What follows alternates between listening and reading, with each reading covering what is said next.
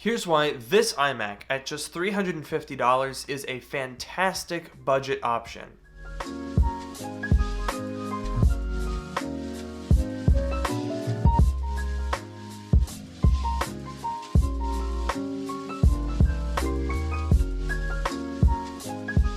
Back in December, I took a look at a 2011 27-inch iMac, and I deemed it a good buy because of its strong upgradability.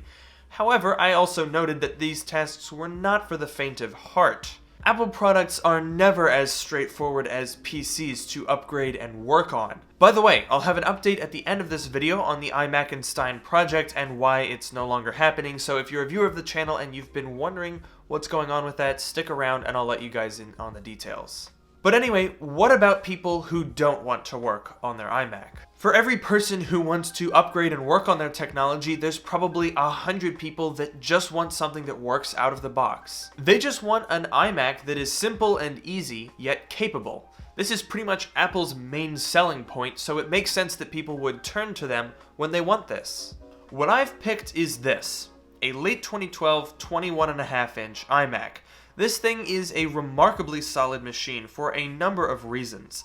But first, can we just appreciate that 2012 was a damn good year for Apple? You have the introduction of the Retina MacBook Pro, which was arguably one of the best laptop designs ever, but you could still get the unibody MacBook Pro when it was at its peak and was still upgradable like it was always. Then there's this iMac, whose design is still being used today. Then there's the fantastic iPhone 5 and iPad 4 that introduced fast processors, LTE coverage, and Lightning to the world. The list just goes on and on. 2012 was a damn good year for Apple products. Anyway, back to this iMac. Let's run through the specs of this $350 machine. This is the top tier iMac for late 2012, and it has the upgraded Core i7-3770S at 3.1 GHz. This is a slightly downclocked, lower TDP version of the quad-core hyper-threaded Core i7-3770, and it's a very solid and capable processor. This machine is running 8GB of 1600 MHz DDR3 RAM, and for storage we have a 1TB 5400 RPM drive. The 1080p IPS display is powered by an NVIDIA GT650M with 512 MB of VRAM. That graphics card is the same one you'll find in 15-inch MacBook Pros from 2012, so it's got decent horsepower. And paired with the much more powerful desktop Core i7, this thing does a pretty good job even beyond the normal everyday tasks you can throw at it. And speaking of those everyday tasks, the biggest drawback to this iMac is that slow 5400 RPM hard drive. It's painfully slow in an age of SSDs. Painful. Let's not forget, however, that this machine is not unique in its hard drive-ness. This iMac wasn't even offered with an SSD upgrade from Apple, and heck, there's literally only one iMac as of 2019 that has SSD as standard, and that's the freaking iMac Pro. Like, for real, the only iMac that comes with SSD standard is $5,000. Fortunately, unlike older unibody MacBook Pros, there's no need to worry about RAM. Since the 2012 redesign came out, there has only ever been one single model that came with fewer than 8GB of RAM as standard. In early 2013, there was an ill-fated Core i3 SKU of the iMac, which had a dual-core i3 and 4GB of RAM. It was intended for education markets, and it didn't last very long. It was discontinued before the end of the year. And it was never even offered to the public, it was only offered for education buyers. While there may be only one iMac model since 2012 with fewer than 8GB of RAM, there's literally zero that have more. You heard me right, every single iMac since 2012, with the exception of the iMac Pro, has 8GB of RAM standard. No standard iMac ever in all of history has come with 16GB of RAM standard. You always have had to pay more for that. What's even more of a joke is this 7-year-old iMac is still sporting the current design. Apple hasn't updated this at all. Okay, well they painted it gray, but that's about it. This is painfully clear when we look at just one thing. The bezels. Okay, no, but like, look at them, they're just ridiculous. Anyhow, this machine is really great considering it's a nearly 7-year-old device. The Core i7 Cinebench is a respectable 630 CB. That's just shy of the Core i7 6700 HQ in my 2016 15-inch MacBook Pro. And I'll tell you, that thing is significantly more expensive than this, even used. The graphics aren't quite as up-to-date as you might expect, but they are definitely better than integrated graphics, so I'm not too upset. Even simple games such as Civilization 5 and CSGO are playable, and seeing as we're only pushing a 1080p display and not a Retina, the 650M is adequate. To give you an idea of what a good value this iMac is, I'd like to take a minute to compare this 7-year-old $350 machine to a brand new base model $1,100 iMac. If we compare it spec by spec, it's kind of embarrassing. The 2017 has a Core i5 7360U dual-core processor. Granted, it has a slightly better single-core Geekbench score, but it scores like 7,000, whereas this thing is 12,000 multi-core, so it's worse. The 2017 has 8GB of RAM as well, although it's DDR4, so I guess it's better and I'll give it the win on that one. The 2017 iMac has Iris integrated graphics, whereas this one has NVIDIA. The 2012 and the 2017 have the same hard drive. It's literally the same exact hard drive. They also both have the same 1080p displays, and of course the same design as well, because it hasn't changed. Oh, and did I mention that the 2017 version, that is nearly identical except worse, is $750 more than this? Yikes! Now, I know I said at the beginning of this video that this iMac is best for people who don't want to upgrade. However, should you be of the mind that wants to get under the hood of anything and everything, here's some information.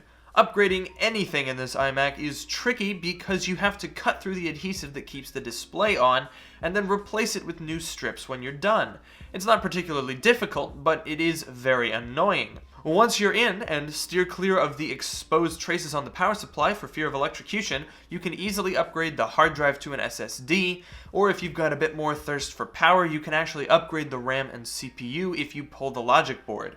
I don't particularly want to pull this machine apart for B-roll because I already have the maximum processor that this thing will allow. All around, this iMac is a terrific value. Not only will it be a great home computer for web browsing and email, but it can also handle some CPU-intensive tasks, some video editing, and even some very light games. Next week I'll have a video diving into how this thing handles video editing, because I am going to edit this video that you're watching on this machine, and it just went to sleep as I was saying that. That's hilarious. So make sure you're subscribed with notifications on so you can catch that. Okay, so now as promised, here's an update on the iMacenstein. So basically, the iMac-enstein was a project that I was working on when I was home over winter break. And around early January, when I had about a week and a half or 2 weeks left of break, I started to pretty much reach my wit's end with that iMac. So basically, as you saw from my videos, I stopped uploading after the first graphics card upgrade attempt. That one didn't work out, I suspect because of the firmware being different on the graphics card. And I don't really want to get too much into what exactly went wrong because there are a million explanations that make sense that could have happened, and I just don't have a way to test that right now. So as far as I could tell, the firmware on the graphics card on that 980M was not too good and it wouldn't boot, so I bought another 980M that I pulled from an Alienware, or that was pulled from an Alienware. Tried that, it still didn't work. I got the machine to boot actually, which was rather interesting, but it wouldn't display video. I was kind of running out of options, running out of time, so I decided to return that 980M, which was fine. It had a return policy. I got my money back, no harm done. Still couldn't quite figure out what it was. Some people suggested that the 980M just doesn't work in that iMac, although I have seen it be done. I've seen people use a 980M in that iMac before. Although, you know, and this is just me spitballing off the top of my head, I was running El Capitan. The people that I saw that did that were running Sierra, so it's possible that the NVIDIA web drivers that were for El Capitan won't work with the 980M for whatever reason. I think El Cap came out in 2015, and so did the 980M, so I think they should have worked, but maybe for whatever reason the support was in a later version of NVIDIA WebDrivers, so I needed macOS Sierra. You can see it just kind of starts snowballing into a number of issues, and I was running out of time, didn't really have much time to work on this thing and continue to diagnose. I needed to work on other videos, frankly. So at this point I was like, okay, I'm going to come back to the iMac-enstein. So I put it back together, put the normal graphics card back in it, put everything together, as I've done like 800 times. I know the inside of that iMac like the back of my hand now because I took it apart so many times. And so once I put it all back into stock configuration, it just refused to turn on. The machine just won't turn on. I don't know what happened. It's probably something that I did, but I have absolutely no clue what exactly went on with that machine. It just completely died. So rather than bring that back to here in college at my room, I decided to leave that back at my house, and I'll probably revisit that sometime over the summer when I have a bit more time to work on it. So there's not going to be any iMac-enstein update videos for the foreseeable future, if at all. So I'm really bummed about that. I was really hoping that that project would work out, but as with anything, you run into so many more roadblocks than you think. I'm not experienced with that. I was trying to just see what would happen, and it kind of got away from me on that one. And I'm sure that there are people that are going to tell me that I'm an idiot because of something that I did, and you're probably right, but at this point, I just need to move on. So thank you guys for bearing with me. Hopefully the iMac-enstein will rise again, but don't count on it. So that'll do it for today's video. As usual, make sure to like, comment, subscribe, head on over to my subreddit, and I will see you guys in the next video.